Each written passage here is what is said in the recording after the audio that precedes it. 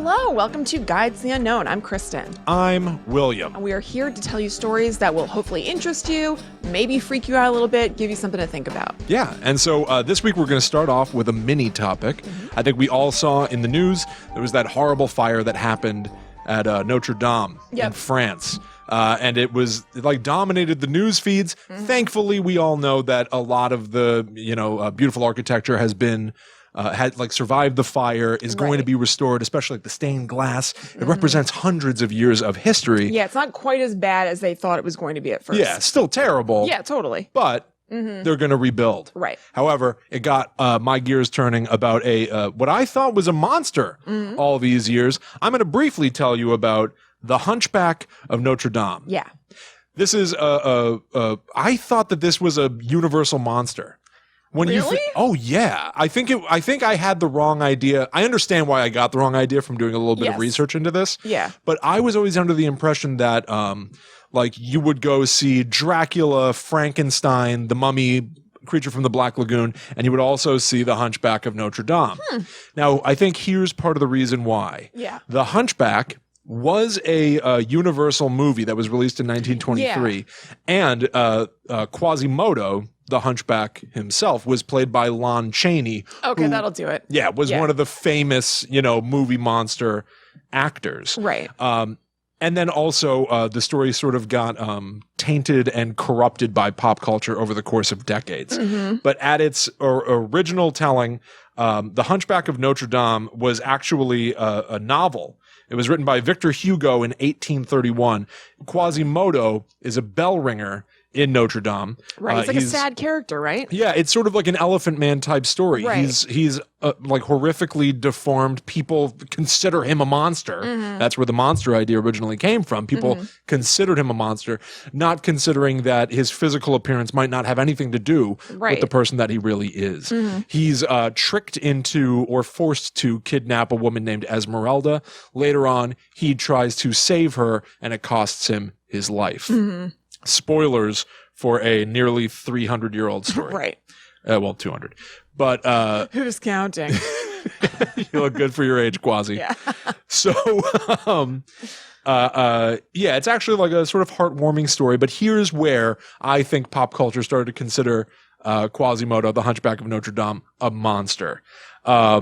There are essentially like years and years and years of him being lumped in with the Universal monsters, including in the movie Van Helsing, the terrible movie Van Helsing starring Hugh Jackman. Yeah, I never saw it. Oh, I saw it in theaters with Dad, I think. And even like... Did Dad not like it? I think Dad and I both were kind of like, ooh. Yikes. And Dad had like a major appreciation for like that era of film that all these characters came from. But I'm pretty sure that both of us were like... And any sort he had an affinity for like mostly any kind of movie that had some action in it. It's not necessarily that he was like, this is a wonderful movie that wins an Oscar. It's got good action. Yeah, he enjoys watching it, so whatever. So if he was out, that's not a great sign. No, but Hugh Jackman fights at Notre Dame. Who does he fight? Mr. Hyde. Oh, God. And so it's lightly theorized that was originally supposed to be Quasimodo, but maybe people were like, he's not a bad guy. Yeah, that's weird. Make it something else. Did Van Helsing or the League of Extraordinary Gentlemen come first? I have no idea. Probably the League of Extraordinary Gentlemen, because I think it was based on a comic. Right, okay. Pretty sure. I remember we talked about this on the show once before, how there was an era, like a run of like nerd action movies for like literary people, where it was like Sherlock Holmes, The League of Extraordinary Gentlemen, Van Helsing. And I would like that to come back, even though a lot of those movies aren't good. Yeah, Sherlock Holmes was good. I love Sherlock Holmes. Yeah. I guess I'm basically referring to Van Helsing, The League of Extraordinary Gentlemen. To be fair, I haven't seen Also, they made that Avengers movie where it was like, tut tut, it's going to rain. Number one. Like it was like a very like proper British. Oh, I know what you're talking about. Yeah. I heard it was like based on an incredible series, but the movie itself was not great. Yes, there were like a string of movies based on like hoity-toity literary things, but trying to make them like badass. I'm pretty sure that how successful. I'm pretty sure that Tom Sawyer is one of the action stars of Leaving Extraordinary right. Gentlemen. I think you're right. Is possibly played by Sean Connery. Becky Thatcher and I are going to the prom. Anyway. So, So, all right. There's also Hotel Transylvania, that Adam Sandler movie where he plays Dracula. Evidently, I had no idea Adam Sandler had anything to do with those movies. Oh yeah. Oh yeah. And his Dracula just talks like this. Oh, I had no idea that was Adam Sandler. That makes total sense. Yeah. The villain is Quasimodo Wilson, a chef that wants to cook people, voiced by John Lovitz. It's quite a mashup. The villain is voiced by John Lovitz. Well, I guess you could get a little sense. Just some long S's. True. And stuff like that. I'm going to cook a person. All right, here's a quote from the main villain, Quasimodo Wilson. When you bump with the hump, you land on your rump. So that happens. So basically, Quasimodo has been sort of corrupted to be looked at as like a villainous monster. But here are a couple of small facts to cap it off. Turns out Quasimodo, the Hunchback of Notre Dame, might have been based on a real person. In the year 2010, it was revealed that in the memoirs of a 19th century British sculptor named Henry Sibson, he describes working at Notre Dame at the same time as Victor Hugo was writing that novel. Okay. He describes a stonemason who, quote, was humpbacked, and he did not like to mix with the carvers. Oh, okay. So this actually might have been a real person who felt somewhat outcasted, which is incredible. Mm-hmm. And over the course of these, couple hundred years, he's been turned into a character. A Disney movie, like an animated Disney movie star. It's crazy. And I found a lot of my information on Monsterpedia type sites. Huh. Isn't that crazy? That is crazy. Poor Quasimodo. Yeah. And he will be similarly miscategorized here on Guide to the Unknown. Yes, in Mini Monster Madness. How strange is that? Just carrying on the tradition. The injustice continues. Wasn't it that he tried to save Esmeralda and people thought he was kidnapping her? No, he did kidnap her, but it wasn't because he wanted to kidnap her. All the stories they describe that he's got a master named Thipo or something. It's definitely not his name, but I didn't write it down. It was something like that. Anyway, there was also something that I might have gotten the wrong message from. A metaphor for Quasimodo in the original story is that there's a beautiful vase holding withered, decayed flowers. Mm-hmm. And then there is a very common looking vase, no frills, nothing fancy about it, holding a beautiful bouquet. Yeah. And what I read is that Esmeralda grabs the withered flowers and clutches them to her chest. Oh. Isn't that the opposite message? Yeah, I absolutely thought you were going to say that, they emphasized and valued the beautiful flower and the imperfect packaging. Right. Yes. Is Victor Hugo who wrote Les Miserables?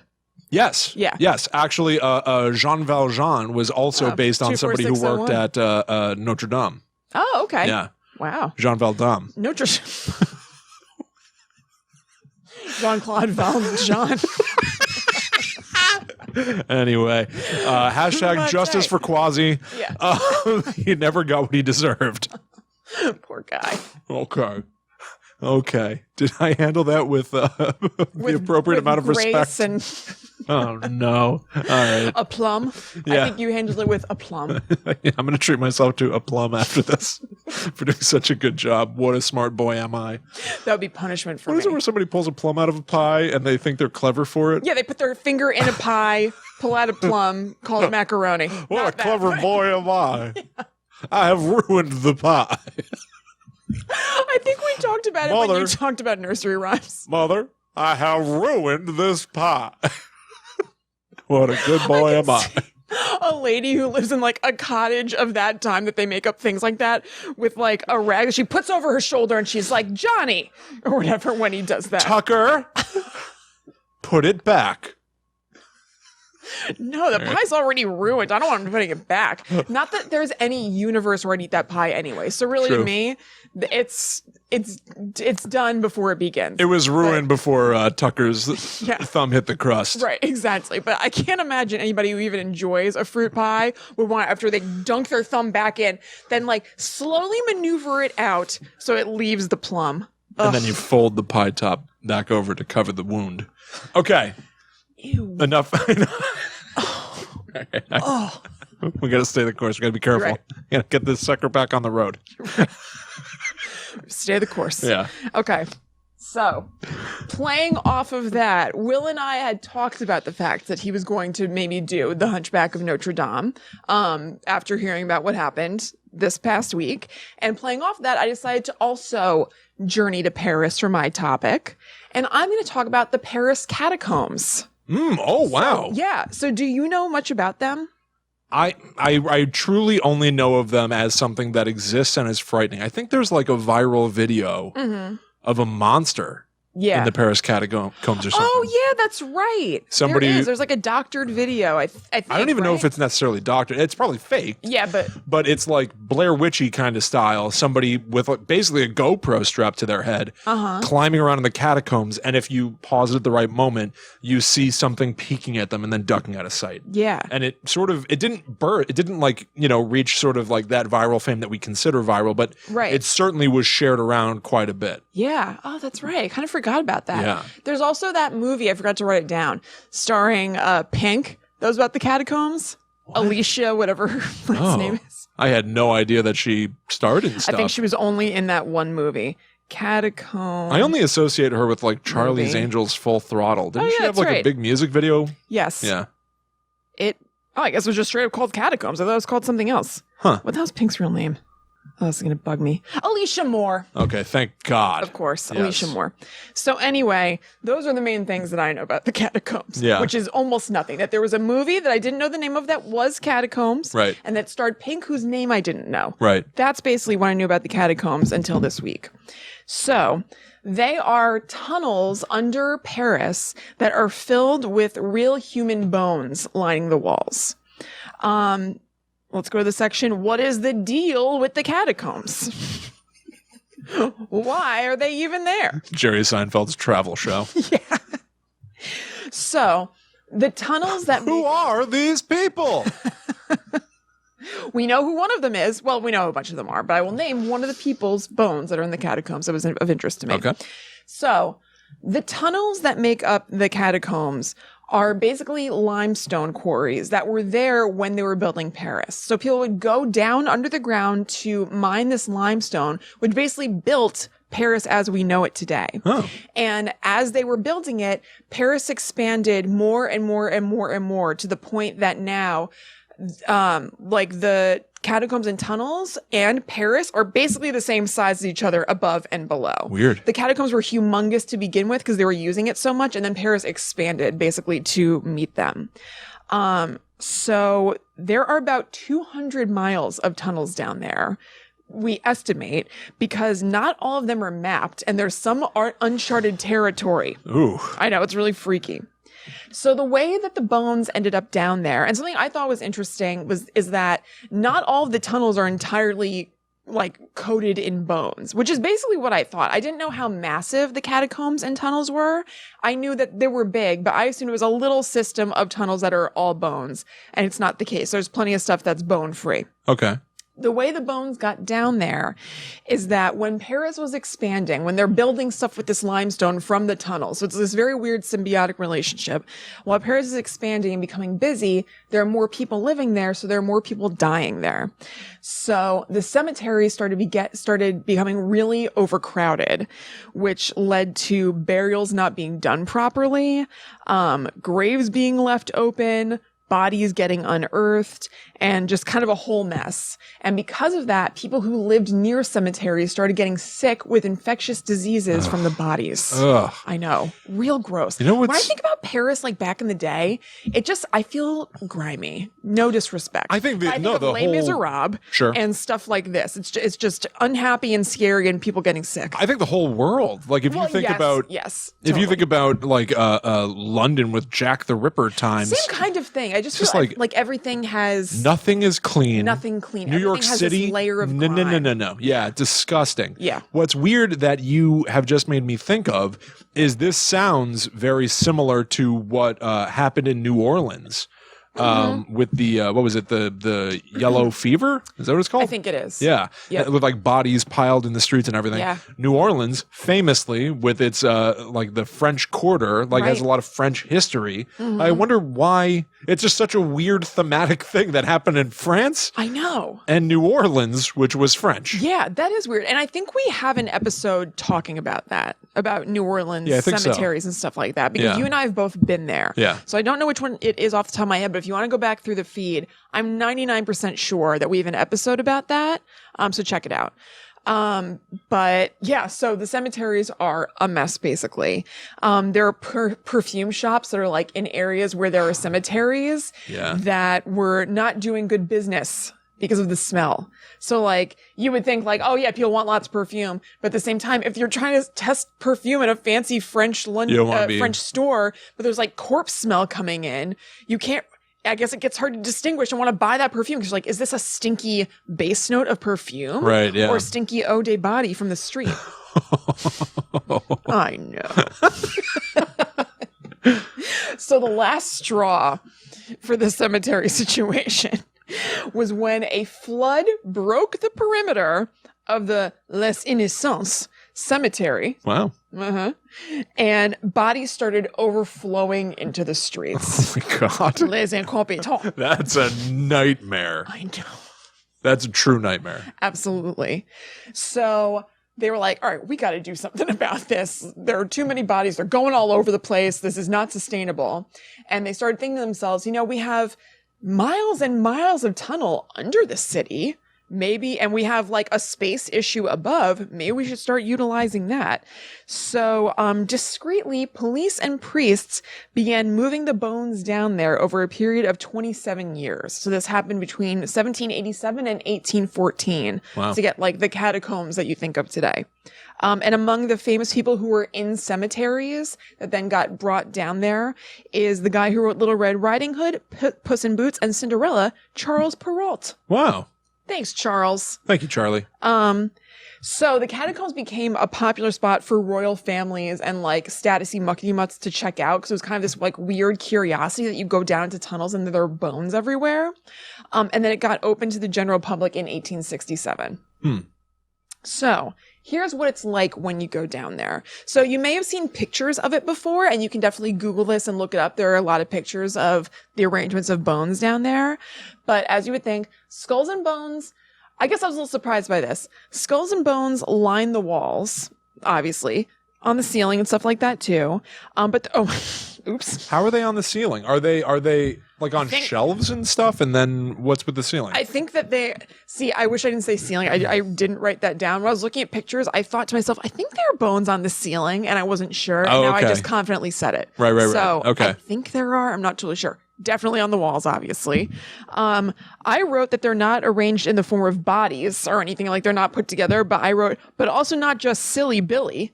I know I meant willy-nilly. Wow. Well, but there are patterns. So like skulls are grouped together a lot of times. Ends of bones are stacked on top of each other. And that's something that I found interesting. I guess as much as I had thought about it, or I just assumed, I thought that they were bones kind of laying flat against existing walls. Yeah. Looking at pictures, you can tell they are making existing walls out of bones. So they're like thick areas where it's like a femur or whatever, and they're stacked on top of each other rather than being like perpendicular against the wall or parallel against the wall. Right. So there are lots of decorative displays made and patterns like hearts and circles, and they seem to often use skulls as accent pieces because there's one skull in the body and then lots of like straight bones. The skull's really the main like round one, or only big round one. So they're kind of like accent pieces. Something funny. It's just like I just imagine being in some sort of an anatomy class and the professor going like, "Yeah, this is the big round one, the main round one." Now the skull. Now this is a very fascinating one. And I want to tell you why. It's big and round, and get this: there's only one of it. We each only have one. So the skull is the face of the bones. Yeah. You might say. You might consider it something of a tree topper of the bone world. You know, I call the skull the face of the bones. Looking around the classroom to see if they like it. Nobody reacts. Teacher's first and last day. This is kind of crazy to me. There's a big pillar of bones in the catacombs that looks like a barrel, like this big thing, and it actually acts as a support beam for the ceiling, which is scary to me. Yeah. I mean, it's not the only one, but this in the ceiling in that area. And sorry. Okay. Paging Dr. Lecter. It's strange. It sounds like something out of Hannibal. I know. It's huge. I mean, it's very big, so it could kind of like hold up a ceiling a little bit. And that area that it's in is known as the Crypt of the Passion. Oh. Or the Tibia Rotunda. Whoa. I know. Both of those are pretty Hannibal Lecter-y. Both great names. Absolutely. So you can tour the catacombs, but at one point they did have to close it for 2 months in 2009 because of vandalism and theft of the bones, which is not surprising, if you think about it. Yeah. Not saying it's cool, but I'm not No, shocked. unfortunately, it's not surprising. Right. May as well take some nondescript bones home. Who cares? Like dork teenagers being like, ugh. Yeah. And when they reopened it, they tightened up the security and they started doing bag checks on the way out to make sure you haven't taken bones. It's so bleak. I know. Yeah. It's so weird to me. So this is something I knew nothing about, and it is so, so sweet. So there are people who call themselves cataphiles who are all about going down and exploring the areas of the catacombs that aren't open to the public. And they're like, these people are like very respectful and they're not like dumb vandals who are just going and like stealing bones or whatever. They're usually on the younger side, people who are into this. I think that's mainly because of physical dexterity. I'm sure there are people who are into this but don't actually go into the catacombs for various reasons. Fear, physical stuff, whatever. But the people who are like squeezing into tight areas and stuff are usually younger. And they access the parts of the catacombs that aren't available to the public through manholes. Oh. I know, which is crazy. And they are cataloged and tracked by fellow cataphiles who communicate with each other, I assume online, and sort of like point out this one is open, this one is open, this one's sealed, whatever, to keep everybody up to date on entry points because it can change sometimes. Because they're monitoring these things, the cataphiles, but the police are monitoring them too, because it's not legal to be doing this. These people aren't doing anything like deliberately harmful, but I'm sure it's dangerous, liability stuff, just the reasons that cops, keep you down. Yeah. To keep you safe, Right. Whatever. But so they will, cops, when they find out about these covers that have like a good path into the catacombs, will like seal them up so that people can't get into them. Because I'm sure it's not just respectful cataphiles using these things. I'm sure the dumbasses are also using them to go down there. But still, doesn't it stink when Johnny Law stops you from crawling into a hole in the ground? Look, which of us, who among us hasn't been there? It's like they have their own Marauders map.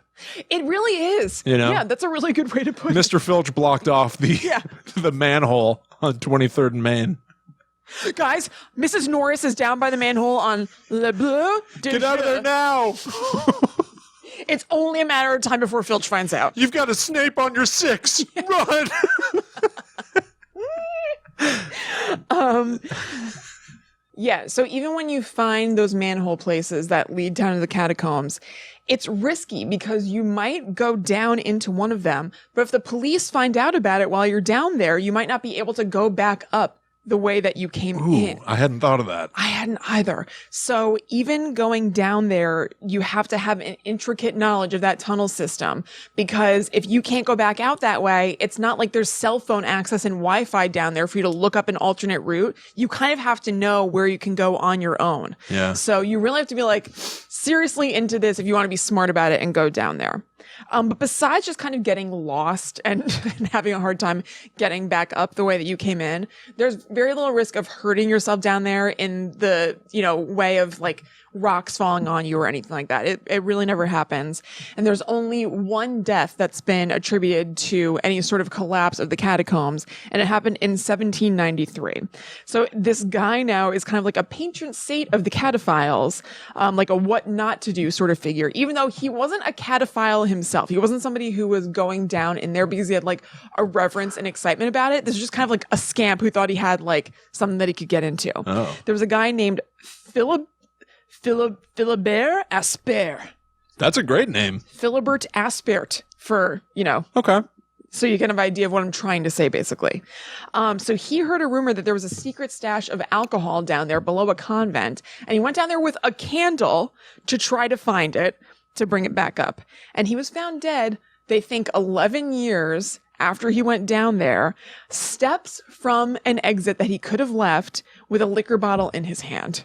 Wow. So they kind of acknowledge Philibert Asper as like a kind of a kindred spirit in a way, even though he didn't have the same respect, but a fellow traveler. Bit of a treasure hunter. They kind of do a little tip of the cap to and imagine that he's maybe a presence down there. Well, he got his treasure. He certainly did. I don't know if he got to enjoy it. No, well... what I read didn't mention if that bottle was full or not. I would assume it. I would assume that he would have been, like, before he died, like, well, I may as well drink this if I'm not leaving. Yeah, but maybe what if he's, like, incapacitated so he couldn't do it or something? Maybe. You know? Yeah, I don't know. That's like careful what you wish for. You might just get it. Yeah, that's true. Like he went down there to get his treasure. He got it. He got it. Couldn't get out. Yeah, it's like making a wish of a tricky genie who wiggles out of it with some sort of technicality. Yeah. So, but the risk of those entries closing is like kind of low anyway. Like, the police are on it, but they're not so on it. It's like not a huge priority, it doesn't seem like. Yeah. And there is a dedicated task force of police for the catacombs, but it's rumored to be like less than 5 full-time police officers. Wow. So they're not like super duper on it. So when people do get down there, they like chill out and just kind of either go solo or they socialize and hang out together. Cause it's peaceful. Like those areas that aren't, full of bones. I mean, maybe those are for some people too, but the areas that aren't full of bones are just these tunnels and stuff. So they're quiet, they're peaceful. It's kind of a nice temperate temperature, if a little damp, I read, which sounds gross to me. Yep. It's isolated, obviously, and it's got kind of like a romantic historical vibe down there. So there are groups that create really awesome art down there that, again, you can Google and look up. There are carvings of gargoyles, carvings of castles, like cool kind of, like railings basically carved out of the limestone, mosaics made with tiles on the walls. There are fountains, other sculptures. It is super, super neat. And these aren't generally spots that are on official tours. So if you want to go check them out, you kind of have to know somebody who knows somebody to bring you down there and see them. And then you also kind of have to fight for it, because it's not like you just like go into a manhole and then you're like in a beautiful like limestone art gallery. You're still going to probably have to walk through thigh-high water, really slim passages, uneven ground, and for depending on what you want to go see, tunnels that you have to like scooch through. Nope. No way, Jose. Nope. Not in a million years. I saw a picture of a person's just like feet hanging out of a tunnel that looked like it was just the width of their body. And I was like, oh, no, absolutely not. No way. But there are also people who maybe aren't like these respectful, like intellectual cataphiles who also want to go down there and get lit AF. Right. So they'll go down there and they have to go through the whole kind of process to get to stuff too. But for this, you especially definitely have to go through these squeezy tunnels, and you can hit unmapped pools of water to go swimming in that they refer to as impromptu swimming pools. And one of them is apparently like this really big reservoir of water down there. Don't you get there through the sewer? I don't understand. I'm not sure. I wonder if the sewer is what I'm imagining a sewer to be, where it's sort of man-made pipes and stuff like that. I wonder if there's like a way to get out of the like constructed sewer and into the catacombs area, which is safe from all the sewage. I don't understand how this is like clean, beautiful water in the catacombs. Yeah. I don't get it. Maybe when I think of underground water, I'm not thinking of something that I want to dip my head under. No, not at all. No, let alone, like I wouldn't want to walk in the thigh deep portion, let alone be swimming around in it. I know. I don't know. It does make me think of Indiana Jones and the Last Crusade. Water, the Last Crusade. Indiana Jones and the dip in the pool, where he goes underground in Venice to find the tomb of an old knight. Yeah. And then he comes up through the sewer in Venice, and it's like, oh, this was all existing under the city. Right. It's so funny. I don't know. It like that was distinct from sewage. I know. I don't understand. Yeah.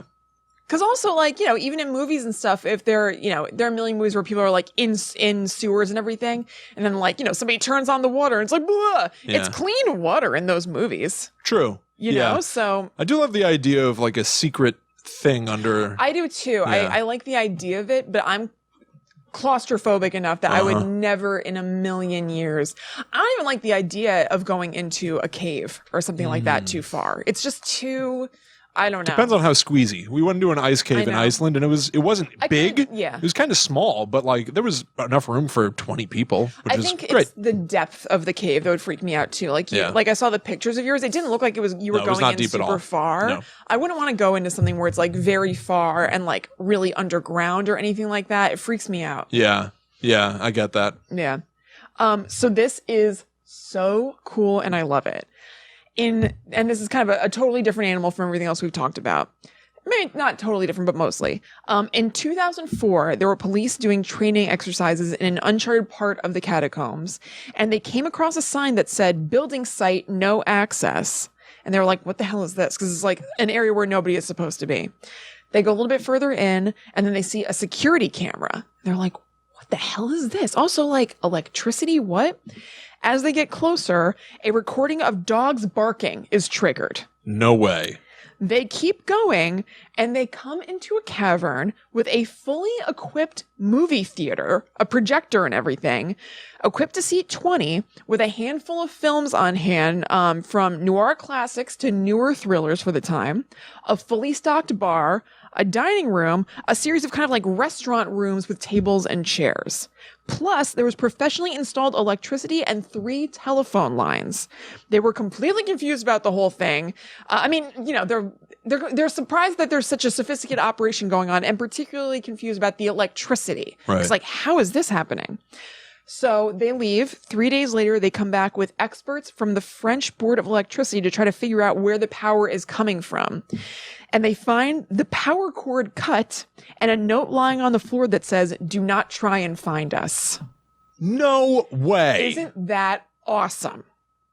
So if you look online, you can find who did this. There's like a group. I'm choosing, just for the fun of it, not that I think I'm like really protecting anonymity, because you can Google it. I'm choosing for the fun of it not to say the group's name, because I love that it's a thing. But it's said that it might be this group that has been active since the early 80s in France that hosts invite-only activities. The invites only go to other people who are interested in this sort of thing. Maybe they're just like other groups, and maybe it's cataphiles and people who are into doing this kind of like secretive stuff in abandoned places, and places that are technically public, but large unused spaces. So they've done a lot of restorations to different areas. They, obviously did this in the catacombs. They did something in a clock tower, supposedly, that the government chooses not to do just because of lack of funds and like, why do it? And they basically sound awesome, but it's highly secretive. Why am I not part of any secret groups like this? I know. It seems like the point of this was nothing more than to climb in a cool hole and watch like Along Came a Spider. Yes. Great. William, that is so weird. I'm sorry. What did I do? What have I done? That is exactly a movie that I had in mind when I was writing about, you know, how there were like noir thrillers and more recent classics. I was like, all right, 2004, so I probably had like Along Came a Spider down there, maybe The Bone Collector. That's so weird. That's so weird. I know. I deliberately picked Along Came a Spider versus saying Kiss the Girls, too.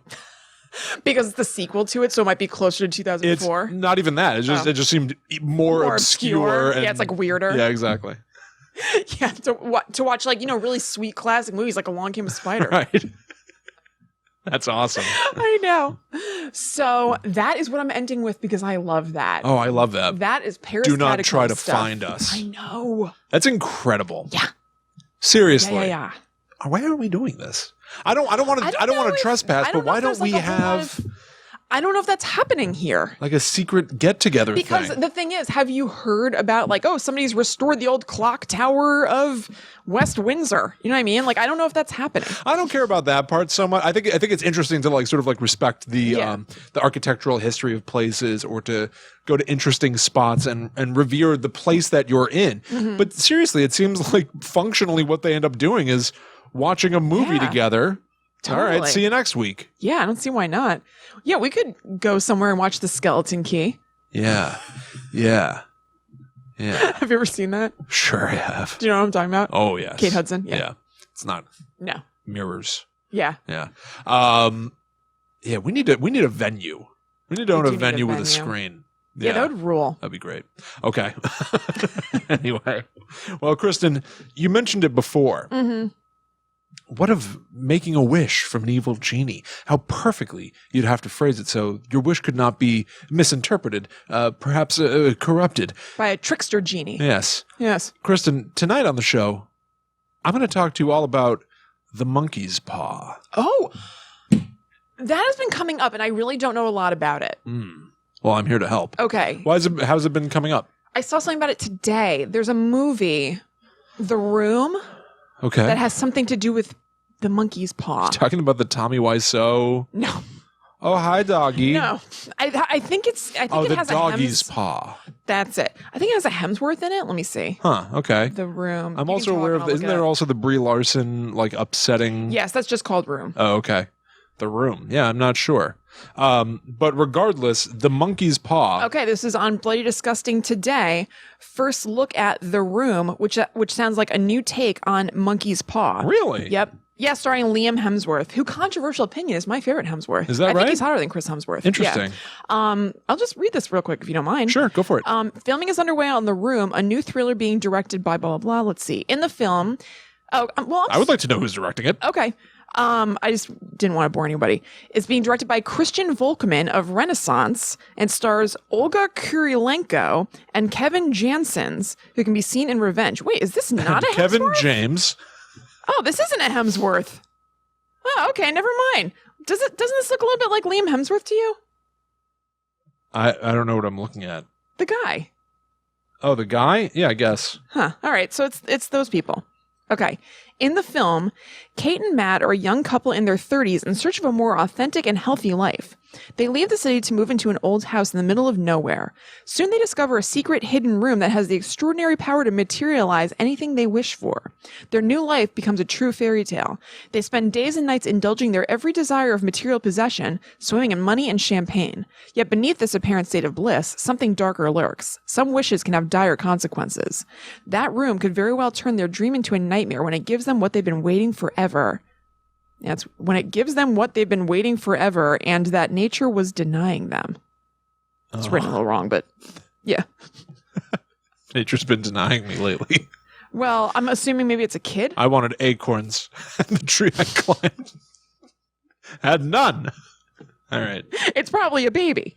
Probably a baby. Yeah. It's going to be a baby gone bad. Yeah. Bad baby. Yeah. All right. Well, the monkey's paw is sort of central to that idea. We said it just before. Be careful, you might get what you wish for. Right. You make a wish, it gets fulfilled, but in a twisted way. So I think one of the classic examples of this, mind of genie. Yeah. One of the classic examples of this would be, I wish for $1 million. Yeah. And then the way that you get the $1 million brings like the government on you. Right. Like, where'd you get this money? So it's like, you got what you wanted, but it turned out to be more of a curse than a blessing. I tend to lump this in with sort of the greater idea of characters getting punished for things in horror movies. Like in I think of it most in terms of like Freddy Krueger, but I think it happens with a lot of characters in slasher movies and stuff where there'll be a character who is, very sort of classic Dream Warriors Freddy Krueger. Yeah. There's a character who's a recovering drug addict and she gets the drugs that she wishes she could use and it kills her. Right. And so it's all sort of like twisting your aspirations back on you. I first encountered this kind of story in a book called The Wish Giver. Okay. That I read when I was a little kid. A character named Rowena wishes that Henry Piper, a traveling salesman she's infatuated with, will, quote, set down roots in town and never leave again. The wish is fulfilled word for word. Henry's feet become literally rooted to the ground, and he gradually transforms into a sycamore tree. Oh, my God. I read this book in like elementary school, and it scared the hell out of me. This was one of the books that I would take out of the library as frequently as Scary Stories to Tell in the Dark. Yeah. Specifically because of this story. I think there was a moment in this story where Henry is turning into a tree and he starts to cry. Oh my God. And like the tears like drop on the roots that were his feet, and then he can't cry anymore. And he like watches people like grow and age, but he's just stuck as a tree. It scared the hell out of me. That's upsetting. Yeah. Rowena finds out that Henry never really liked her. Oh, God. But only pretended to do so that her father would buy more of his items. He was a salesman. She also develops a liking for the family's farmhand, Sam Waxman, who helps her throughout the situation with Henry. Oh, man. All right. Well, I'm glad she at least finds some. I assume that Sam Waxman likes her. I guess so. Yeah. Who cares what happens to Rowena? She doomed this man. That's true. Yeah, I'm not too concerned about Rowena. Rowena has a happy ending with Sam Waxman, the family farmhand. This guy is just wrong place, wrong time, kind of. Henry right? Piper gets turned into a tree for no reason. He didn't even like her. That's what I'm saying. She just happened to have a crush on him, so she ruined his life. Just turn him into a tree. So essentially, what I'm going to tell you about, I went through pop culture history and came up with all the notable times that a wish was made and it turned back on the wish maker in a way they did not expect. Very good. Very good. 1953, Tales from the Crypt, in a story called Wish You Were Here. A wife and husband, close to financial ruin, discover a figurine that will grant 3 wishes to whoever possesses it. She wishes to win a fortune. Riches, Kristen. Sure. When her husband goes to collect the money they've won, he dies in a car accident along the way. She receives a fortune from his life insurance. See, you got to be very careful with your phrasing. For her second wish, she wishes that he would come back to life just as he was before the car accident. However, she didn't know that he died of a heart attack. So when he comes back to life, he has the heart attack and dies again. Oh, God. This time, she wishes for him to come back to life and live forever. But she's too late. He's already been embalmed. Oh, God. He comes back to life in horrible pain. She tries to kill him to put him out of his misery, but due to her wish, he is immortal. She has cursed her husband to live forever in eternal agony. See, if you're going to make a wish like this, when you know that they're twisting your words already, that you have to make that wish so long, then sentence is going to be so long and have so many caveats. Yeah, without a doubt. I already looked up, I tried to see, like, does anybody have an example of the perfect wish? Yeah. And it's like reading a contract. I didn't even get to the end of it. It's unbearable. So now we fast forward 7 years to the Twilight Zone in 1960 in the story The Man in the Bottle. Here, we see it move from a figurine that was capable of making wishes. This story is the first one that I've got where it is a genie. Cool. The man wishes for $1 million. The IRS takes it all. He wishes to be in a position of great power, to be the leader of a modern and powerful country in which he cannot be voted out of office. He is turned into Adolf Hitler during the last days of World War II. Yikes. What? I can't believe I got my wish. The story should end just there. Like, ba-da-bum.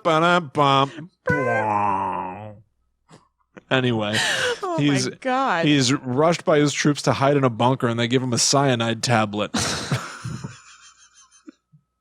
He wishes for his old life back. He learns to love. Is that the third wish? Yeah. Yeah. He learns to love what he already had. Is he all good? Nothing. Yeah, he's fine.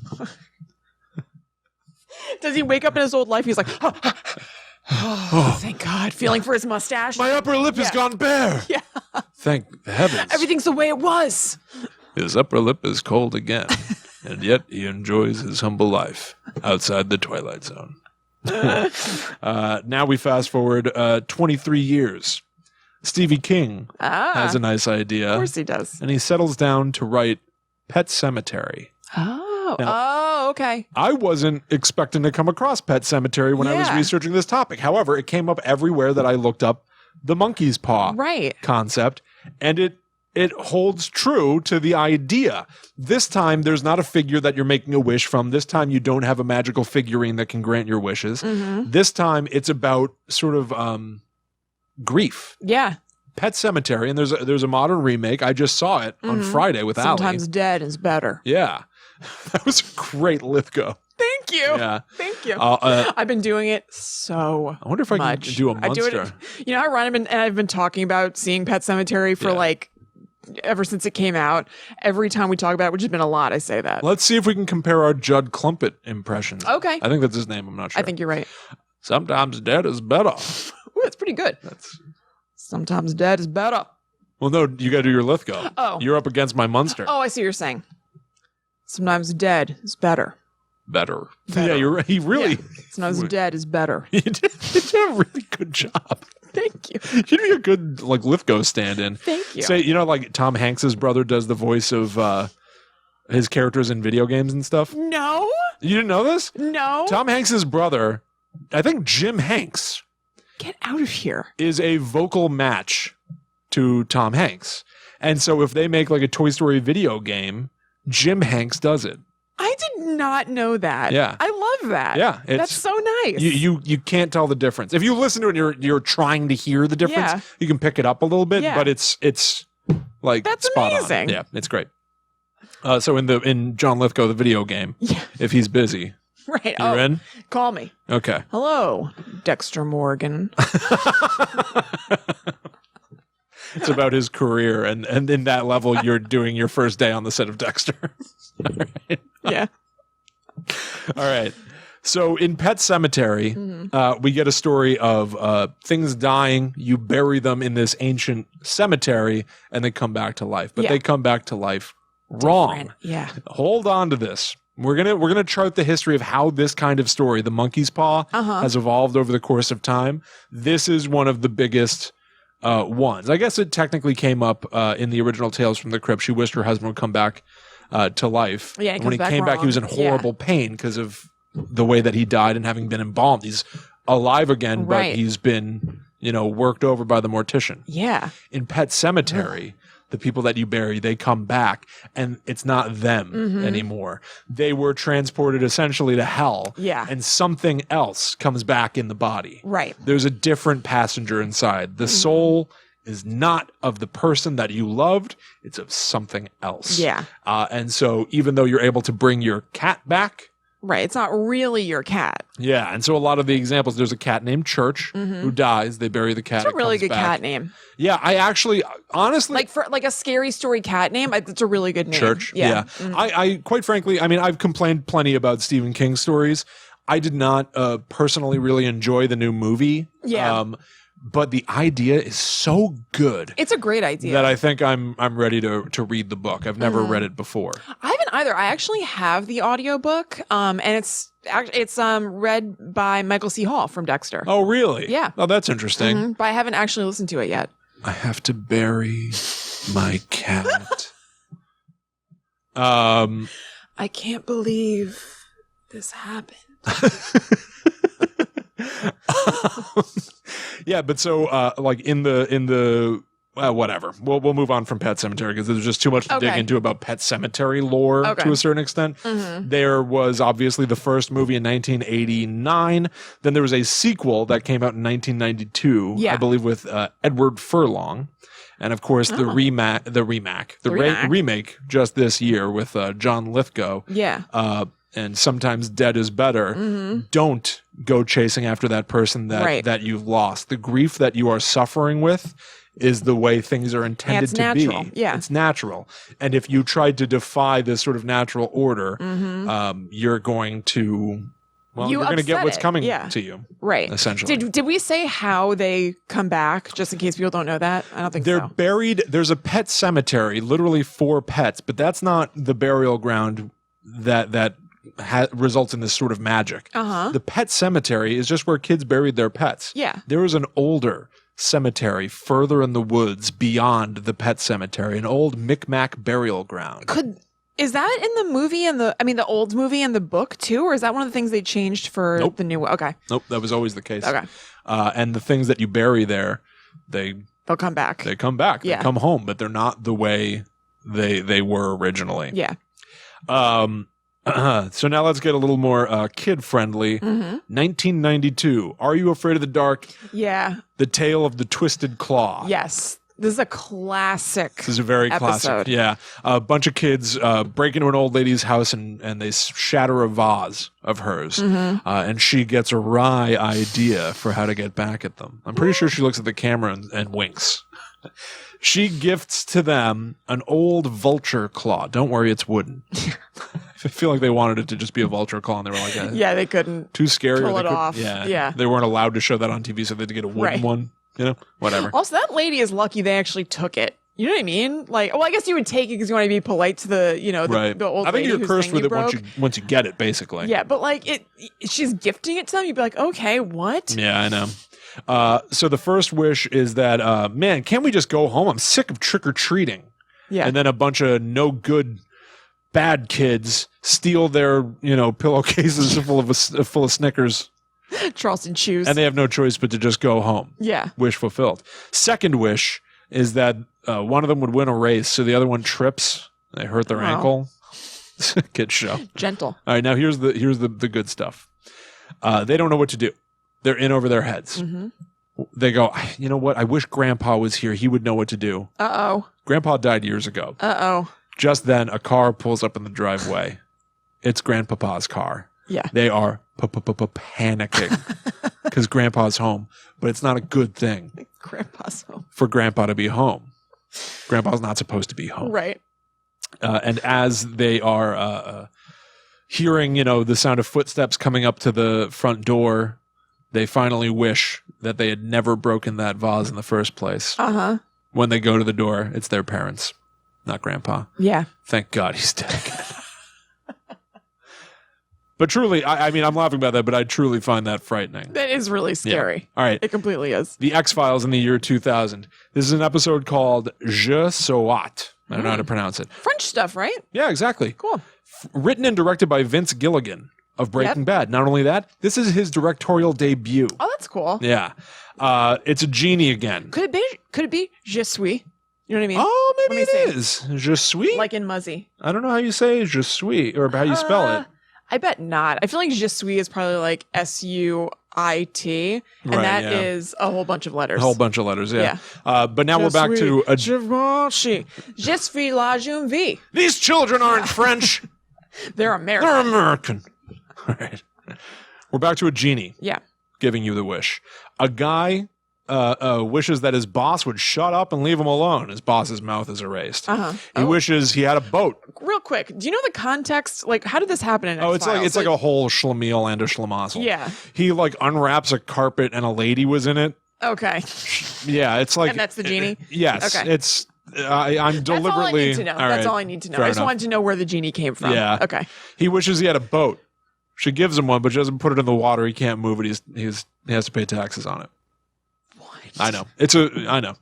Not that he gets it, but there's like a hole in it or something. He has to pay taxes on it? Yeah, it's similar to being like, I wish I was rich and the money gets taken away by the IRS. I know, but it's like, it's more, I don't know, detailed and mundane. Well, you know how the X-Files sometimes had scary episodes and sometimes they were light and frothy and funny? Yeah. I think that's what this was. I would assume. So this is, the mishaps of making wishes. Yeah.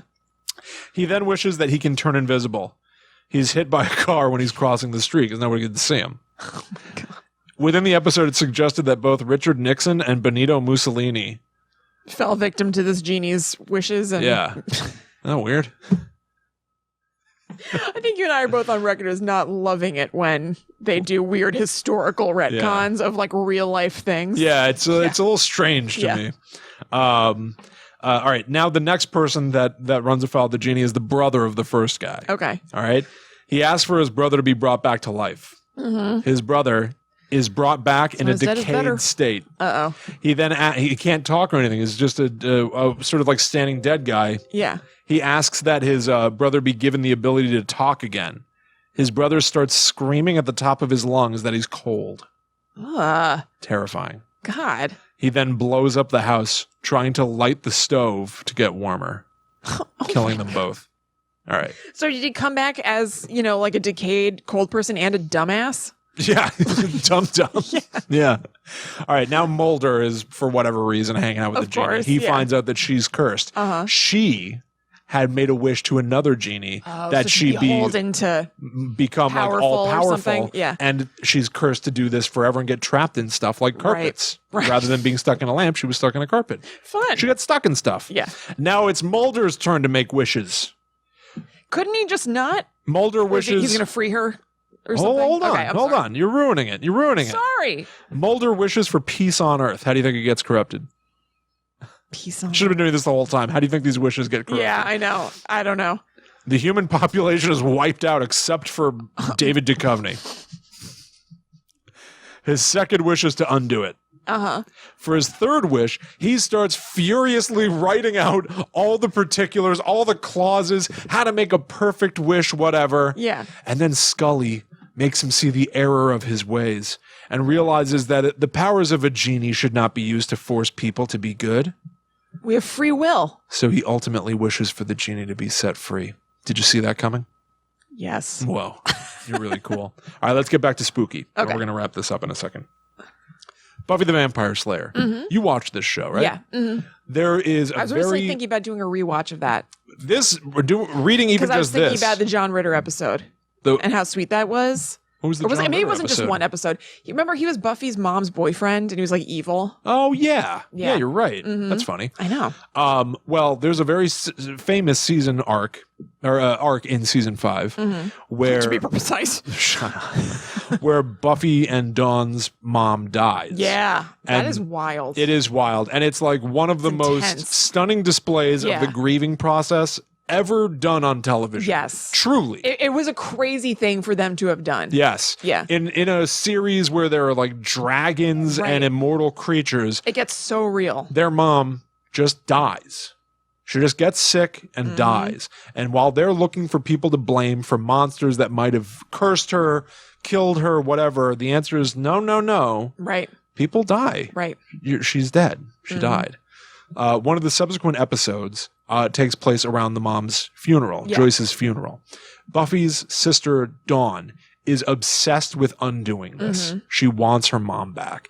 And so she starts stealing witchcraft books from Willow to try to bring Joyce back to life. And at the end of the episode, she finally does one of the spells. After being warned not to meddle with the barriers between the living and the dead, not to use magic for these darker purposes. It's not right. Right. She brings Joyce back to life. And there's this scene that absolutely terrified me of Buffy and Dawn in their living room. And Buffy's like, "What have you done? What have you done?" And then you see the silhouette of their mom walking up the front path. Yeah. And going to the door. And Buffy can't believe what she's seeing. How is this possible at all? And as she goes to the door to open it to see her mom, Dawn realizes she's made a horrible mistake. Right. And she's terrified of what's on the other side of the door. Yeah, it's not really their mom. So she undoes the spell, and when Buffy opens the door, no one's there. Absolutely. Like, if you think about storytelling, especially horror storytelling, as largely being metaphorical for real things that people go through. Yeah. This is like using, obviously through going all of this history, a decades old horror trope to actually tell a very human story about grief. Right. And the grieving process. Yeah. And wishing that it could be undone, but ultimately having to accept that it can't. That it is the way that it is. Right. Truly powerful. Yes. Like, honestly, I remember powerful that being storytelling. a really, really intense and great, but like kind of gutting arc of episodes. Gutting is absolutely right. It just like it like levels you a little bit. It's very heavy. It's also just so out of left field in a way in Buffy, because it's just so, well, not that other things aren't genuine, but it's genuine about something that is real world. So you just kind of, you're not used to feeling that during Buffy. It's also incredible that like there's no other medium where you could really do that other than like serialized storytelling, episodic storytelling, where it's like you can't have a movie where somebody dies and it's not caused by the central conceit of the film. Right. Like, it's so powerful that like this is all a world of like, you know, immortal beings and magic and monsters and then but we're just humans. Right. It wouldn't have the same impact if it was in something shorter. Yeah, absolutely. It really, truly incredible. Probably some of the best like television that's been done is that storyline. I think it's regarded that way kind of broadly too. Yeah. So a few smaller other places where stuff like this has happened. There's an episode of The Simpsons Treehouse of Horror. Homer Simpson gets the monkey's paw and, you know, everything is going wrong, whatever. Yeah. And he decides like, oh, I know how to get rid of this. He gives it to Flanders to curse Flanders. Hey, diddly doodly. He's going to curse that guy, whatever. Every wish that Flanders makes is perfect. It's like that's really funny. Goes off without a head. He's so pure of heart. I'm sure that they just come out exactly right. Yeah, that's like he's uncorruptible. Yes, his wishes are even uncorruptible. Yeah, 100%. He probably just wished for like like a yummy lunch, like a nutritious nutritious lunch. There was no curse aspect. The movie Bedazzled. Oh yeah! Oh my God, that's right. With Brendan Fraser, which is a remake of the movie Bedazzled with Dunky Hauser. What's his name? I don't know. Dudley Moore. Oh right, Dudley Moore. Yeah. But in the Dunky Hauser, in the Brendan Fraser Bedazzled, with Elizabeth Hurley as the devil. Yep. It was evidently a showcase for Brendan Fraser's comedic chops. Yeah. So like he wishes to be rich and powerful, and he's turned into like a drug kingpin. He's doing a lot of character work. In Bedazzled. And I found out the most startling thing about Bedazzled I found out today is that it's good. Directed by Harold Ramis. Oh. Isn't that shocking? Yeah, that's surprising. I found it personally shocking. And then there's a horror series called The Wishmaster, where there's like an evil. It's a djinn, the DJINN, the djinn, and he will corrupt your wishes and kill you that way. Yeah, whatever. All right, that sounds right. So I just told you about like how like this has been a recurring motif in storytelling since the beginning of like storytelling. Yeah, film, TV. But where did it start, Kristen? Where did it start? Good question. Yeah. We have to go back to the beginning. Okay. The Monkey's Paw is a creation of the English author W. Jacobs. Okay. The Monkey's Paw was a short story published in a book of short stories called The Lady of the Barge. Okay. Here is the original tale of the Monkey's Paw. Having just seen how this was riffed on in dozens of pop culture shows and movies, here's the original. Sweet. The short story is about Mr. and Mrs. White and their adult son, Herbert. A friend of Mr. and Mrs. White's, who served in the British Army in India, tells them about his horrific experiences with this, the wish-granting monkey paw. He throws it into the fire. Mr. White retrieves it. Okay. Their son, Herbert, suggests for their first wish, they wish for 200 buckaroonies to help make the final mortgage payment on their house. This, by the way, is in 1902. Yeah. For the record. The next day, Herbert leaves for work at the local factory. He is killed in a terrible machinery accident. He is mangled. Although his employer denies responsibility for the accident, the firm has decided to make a goodwill payment to the family of the deceased. The payment is, of course, for $200. Yep. 10 days later, Mrs. White, mad with grief, insists they use the monkey's paw again to wish Herbert back to life. The cemetery where Herbert was buried is about 2 miles away. Upon making the wish, it takes an hour for Herbert to find his way back home. About an hour. He's not doing too good, Kristen. There's a knock at the door. As Mrs. White fumbles with the locks in a desperate attempt to open the door, Mr. White, terrified of, quote, the thing outside, retrieves the paw to make his third wish, and the knocking suddenly stops. It's a little bit of Buffy. Mrs. White opens the door to find no one there. Oh, okay. That's the original story Yeah. of the monkey's paw, and it sort of encapsulates everything that would later be riffed on from it. It's all about trying to attain material wealth and finding out that the way that you get it wasn't worth it in the first place. And all of them, they're all in some way about trying to undo death. Yeah.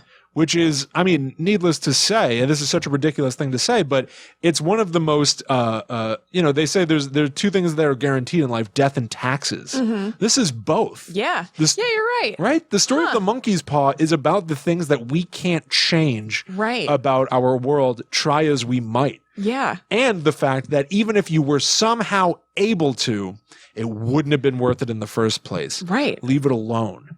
It's about That's awesome. It's about coming to terms with things that you can't change. Yeah, so it's kind of comforting in a weird way. It's kind of like a weird like fable. Yeah. That you could look to for some sort of moral compass. Yeah. And so in that way, I mean, Why it's so sort of unsurprising that this seems to have latched on to like the collective psyche of like mankind. Like, because I guess it speaks some sort of innate desire in all of us. It comes back again. Yeah. It always comes back. We our lifespan's so short, we're always going to be replaced by new humans who are going to be struggling with the very same stuff. Yeah. And so this story needs to continue to be retold. That's right. And so the wheel continues to turn. Isn't that crazy though? That's Truly. awesome. It's like it's like storytelling. Yes. Like the need for storytelling in humans. The monkey's paw. Yeah. Yeah.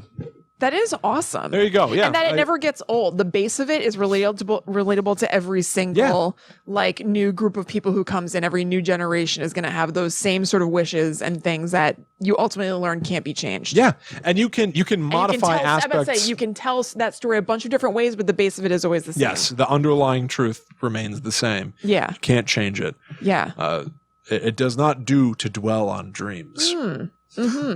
Dumbledore. Yes. There you have it, the monkey's paw. That's awesome. I love it. I really honestly like that. Like now I want to read Pet Sematary. I want to read the stuff that has monkey's paw aspects. It's so fun. It's so frightening. Totally. And also there's like a little aspect of mystery too, because if that's what you're going into knowing that it's like that, you can be like, okay, so how are they going to twist this one? Yeah, exactly. Yeah. I mean, especially the idea of like trying to make a wish and it gets turned back on you. Yeah, ultimately like, it turns into the life and death question, but along the way, Kristen, what's a wish? Your gut instinct right now, if you could make a wish, you can only make one. We'll keep it short. I can grant you whatever wish you want. That I can do anything I want with my time for the rest of my life. Okay, you're trapped in a room without light, without walls. You're outside of space and time. Sure, you can do anything you want in there. Do whatever you want in there. It won't affect anything else. Yeah. Yeah. What's yours? We all like my friends and family, we all get to live with no need for money anymore. Okay, so how do we twist that? Let's see. Man, I'm trying to think of how you twist it. Yeah, all of us, we get to like live in our own like community. We can still go visit the rest of society. Let's leave it as what you just said. Okay. Let's not elaborate on it. Let's leave it as just that sentence you said, that we all get to live without the need for money anymore. What could screw that up? We live and we don't need money. Yeah, because you could be like, you're dead, you don't need money. Yeah, right. I'm trying to think. That might be a good one. Why wouldn't you need money but you're alive? I know. I can't think of anything. Even if you're like injured or something. You know what it might be? Like, you still need money to pay for, help or whatever. You know what it might be? What? We're like the Swiss Family Robinson. We're like lost. We're dropped on like a desert island. There's no money. There's no there's no infrastructure. Crumbles where there's no infrastructure anymore. So we don't need money. Yeah, exactly. Yeah, it'd be something like that. But money as a form of, if you want to get even more pedantic, money is currency. Yes. Currency is always valuable. There's always stuff to trade or barter. Just like I was telling Mom, I got really into watching Doomsday Preppers. And they, so it's like a reality show. I watched it on Netflix when we were in Canada. Slim Jims and stuff? Not Slim Jims, but coffee. Huh. It's a reality show that was on Netflix. I don't know if it's on US Netflix. It was on Netflix while we were in Canada, because believe it or not, there were some different things, even just like using my account but being somewhere else. So I don't know if you can watch it here, but it's a reality show about people who like prep for end of times or whatever. And a lot of people stockpile coffee, not just for themselves, but as a trade item. That makes sense. That's so funny because that like goes back to like the original like trading routes of the world. It was all like spice and coffee and stuff. Exactly. Yeah. So even if we had that kind of like, if there was some sort of scenario where like, fine, don't need money, click, and we're in like a post-apocalyptic world, like we'd still be probably using something. Right. Yeah. Well, I think we're always going to resort to that. I converted all my money into toys. Bunch of stupid little ghost face toys. I'm pretty sure this Mario is gonna get us. That's not just like a good bag of rice. That's not just any Mario. That's a 30th anniversary amiibo of Pixelated Mario, Kristen. Oh, that's what I said. Yeah. Idiot. Oh, man. Well, there you go. Yeah. That takes us to the end. That's right. Of times. Of another episode of Guide to the Unknown. You've been waiting for it all week. Mm-hmm. Are you happy with what you got? Yeah. Was it worth it? Let us know in the form of an iTunes review. That would be great. We're swiftly approaching 150 Excellent. Apple Podcast reviews. Excellent. Thank you, guys. Can you believe it? I can't believe it. And now they let you see your average. We are a 4.6 out of 5 as of this recording. Yes. That's a good review. I want to bring that average up. Yeah. Leave us a review on Apple Podcasts, on Facebook, on Stitcher, wherever you'd like. We would greatly appreciate your feedback, your support. It dropped. When you were on your phone looking at something last week, it was 4.7. Oh, really? Remember, I was like, oh, that's pretty good. Oh, maybe it is a 4.7 then. No, but maybe somebody left us a bad review and it dropped it. Maybe. Guys, we need your help to bring it back up. Yeah, bring that sucker back up. Yeah. But yeah, thank you all so much for hanging out with us and checking out the show. If you'd like to support us further, you can go to patreon.com/GTTUpod to donate a little something back to us. Yep. You can also follow at GTTUpod on Twitter, Facebook, and Instagram to sort of stay in our ecosystem and learn about horror stories throughout the week, all the news items that hit the feeds. Join our secret society over on facebook.com/groups/GTTUpod. Yep, you nailed it. Oh, pretty good. It's a cool group. People share just like cool horror-y stuff in there, here and there, like memes or news articles. I post a thread every week that invites people to talk about whatever they're into that week, so you can learn about some new things there. It's Without a doubt. I love interacting with everybody that like checks out the show. I do too, and I also love seeing them interact with each other. Yes, yeah.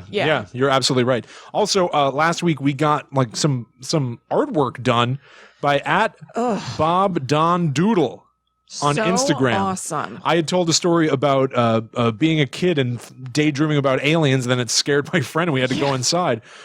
Bob Don Doodle on Instagram drew it as a comic and posted it. Amazing. It's so sweet. They also doodled a Bigfoot the week before that's right. that. Yeah. It's really fun to see when you guys do stuff like that. So if you ever do anything that's inspired by the show anyway, whether it's art or like Amy from school to make some lesson plans from the show, anything like that, definitely please send it to us or tag us in it. So we'd love to see it and we'll definitely share it. Without a doubt. Yeah. Thank you all so much. To that end, you can tag us in it individually. That's right. I'm at ChillinKristen on Instagram. I am at The Myth Traveler. So thank you all so much for hanging out with us for another episode of Guide to the Unknown. We'll be back next week with more spooky stories to share with each other and you. But until that time comes, we must travel. Back to the netherworld go we. Bye.